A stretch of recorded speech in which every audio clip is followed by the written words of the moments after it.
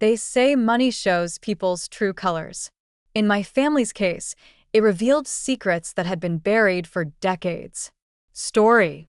I'm Grace Mitchell, and until 6 months ago, I was just the quiet granddaughter who visited Grandma Catherine every weekend. My cousin Jennifer was the successful one, or at least that's what my Aunt Susan never tired of telling everyone. Jennifer's getting another promotion, Aunt Susan would announce at family dinners.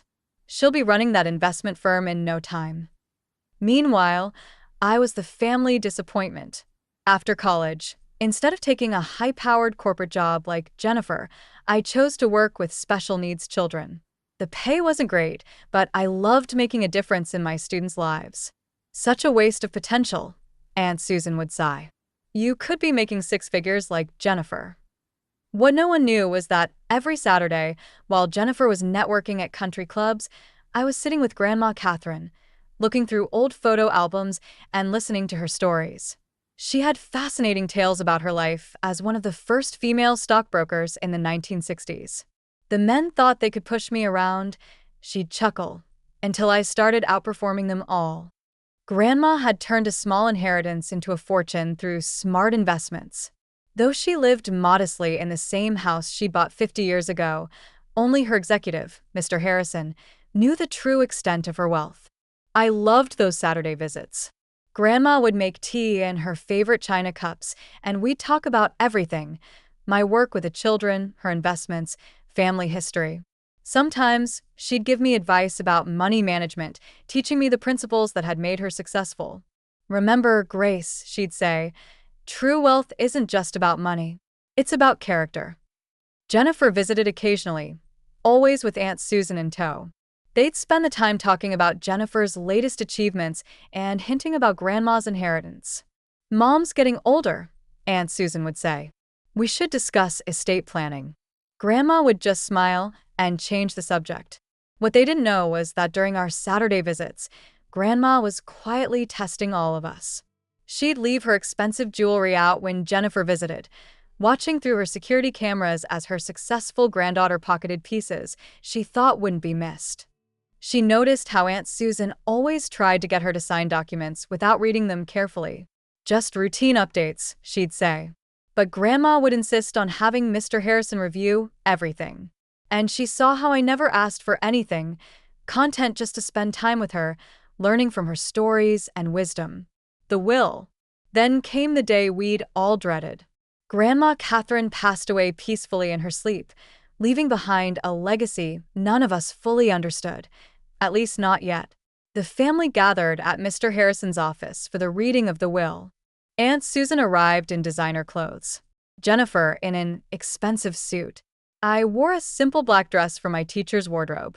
"Before we begin," Mr. Harrison said, "Mrs. Mitchell left specific instructions about how this meeting should proceed." Aunt Susan leaned forward eagerly. Yes, let's get to the distribution. I assume the estate will be divided equally." Mr. Harrison adjusted his glasses. "Actually, Mrs. Mitchell left most of her estate to a single heir." "Well, of course," Aunt Susan smiled. "Jennifer is the obvious choice. She's the only one who really understands finance, Mom." Jennifer primed. Grandma knew I could manage the money best. That's when Mr. Harrison dropped the bomb. Mrs. Mitchell left her entire estate, valued at approximately $40 million, to her granddaughter Grace Mitchell. The room exploded in chaos. Jennifer actually fell out of her chair. Aunt Susan jumped to her feet, face red with fury. "This is impossible," she screamed. "Grace must have manipulated Mom. She spent all that time with her, poisoning her mind against us." "Actually," Mr. Harrison said calmly, "Mrs. Mitchell left a letter explaining her decision. She was very specific about when it should be read." He pulled out an envelope and began reading Grandma's words. Grandma's letter. "My dear family, if you're hearing this, then the truth about my estate has just been revealed. I know this may come as a shock to some of you, but my decision was made with great care and consideration. For years, I've watched and tested all of you. I saw how Jennifer stole my jewelry, thinking I wouldn't notice. Yes, dear, those missing pieces are all documented on my security cameras.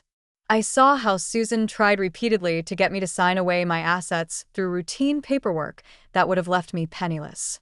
And I saw Grace, who never asked for anything except my time and stories, who used what I taught her about investing to start a small scholarship fund for her special needs students, never telling anyone it was her own money making it possible. You see, I didn't build my fortune by being naive. I've had cameras in my house for years.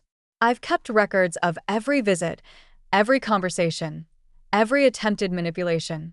Mr. Harrison has copies of everything, including footage of Jennifer stealing and Susan's attempted fraud. But the final test came 3 months ago. I secretly divided $100,000 between 3 charity accounts, one in each of your names. I wanted to see what you would do with money you thought no one knew about. Jennifer, you immediately transferred your portion to your personal account. Susan, you tried to access Grace's portion using a forged power of attorney. And Grace, she donated her portion to the Children's Hospital anonymously. You all showed me exactly who you are.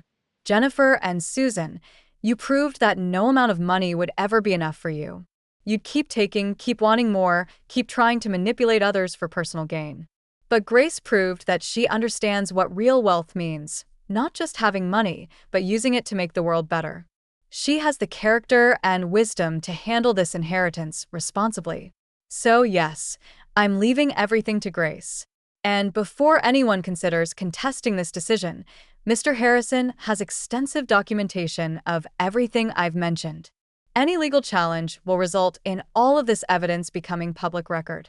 Additionally, I've instructed Mr. Harrison to turn over evidence of Jennifer's thefts and Susan's attempted fraud to the authorities if they attempt to contest the will or harass Grace in any way.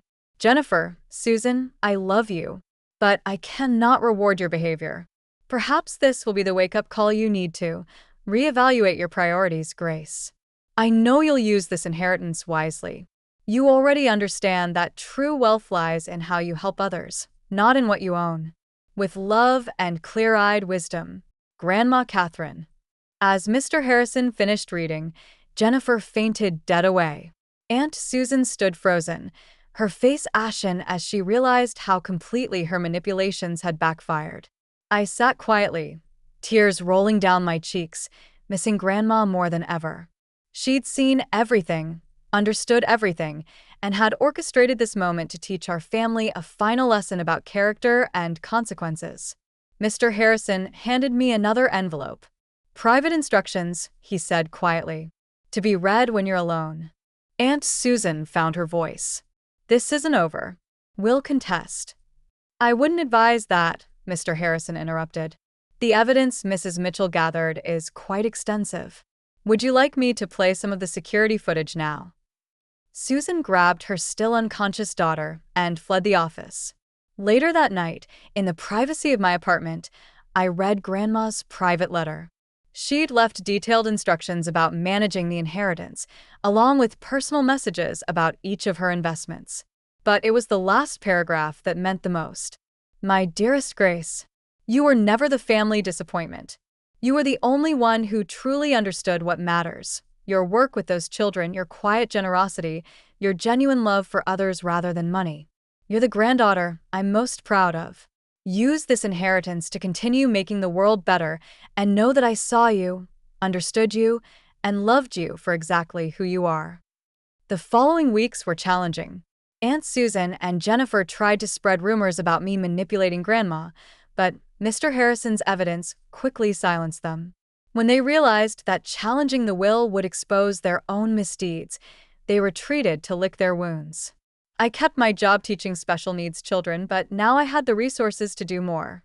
I established a foundation in Grandma's name, providing educational opportunities for disadvantaged children.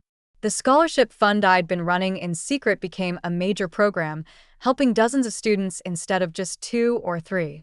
Grandma's modest house became a community center, offering after-school programs and support for families with special needs children.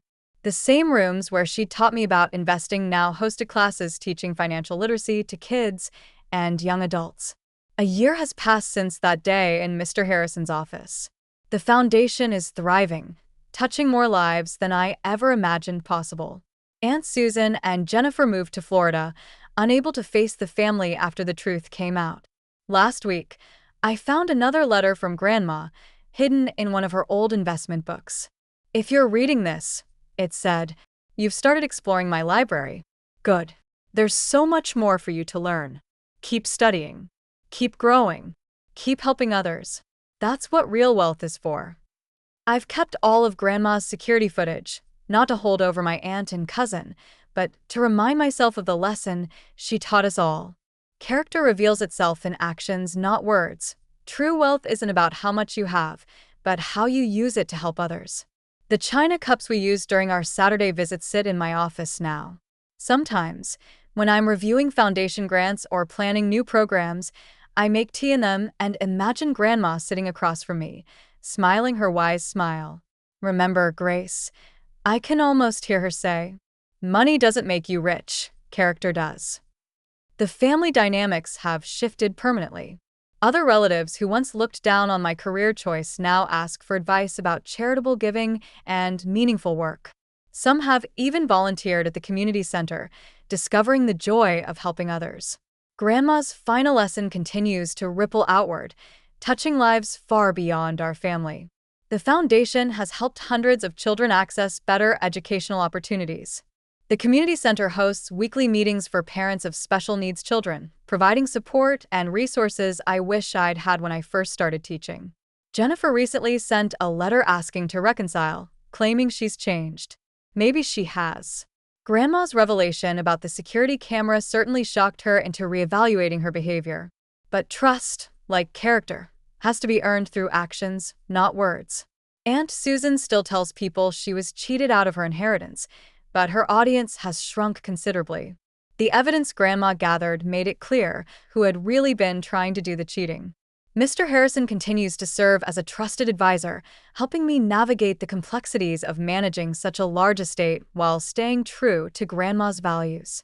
Sometimes, he shares stories about their long friendship, helping me understand even more about the remarkable woman who saw through everyone's facades to their true character. The investment principles Grandma taught me during those Saturday visits have proven invaluable. The estate has grown under my management, allowing the foundation to help more people every year. But more importantly, I've maintained her emphasis on ethical investing and using wealth responsibly. In the end, Grandma's greatest gift wasn't the money. It was the lesson she taught us all about the true nature of wealth and character. She showed us that what you do when you think no one is watching reveals who you really are. The security cameras that caught Jennifer stealing and Susan scheming still operate in the community center, though now they protect the children and families we serve.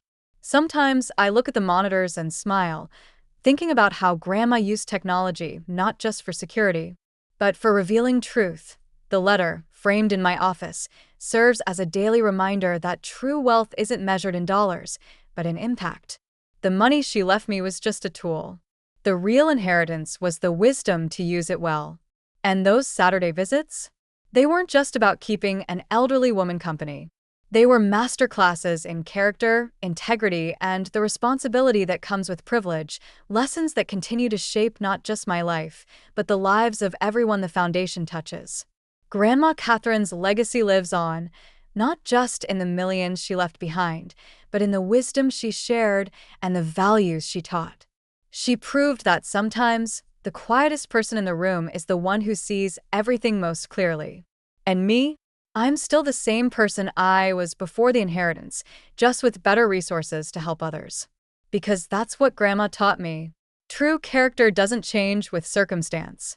It just becomes more visible. The money she left revealed everyone's true colors.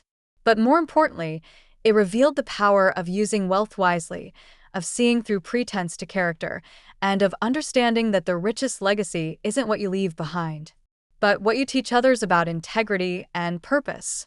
Grandma would be proud, not of the millions in the foundation's accounts, but of the lives being changed every day through her legacy of wisdom and compassion. In the end, that's worth more than any inheritance.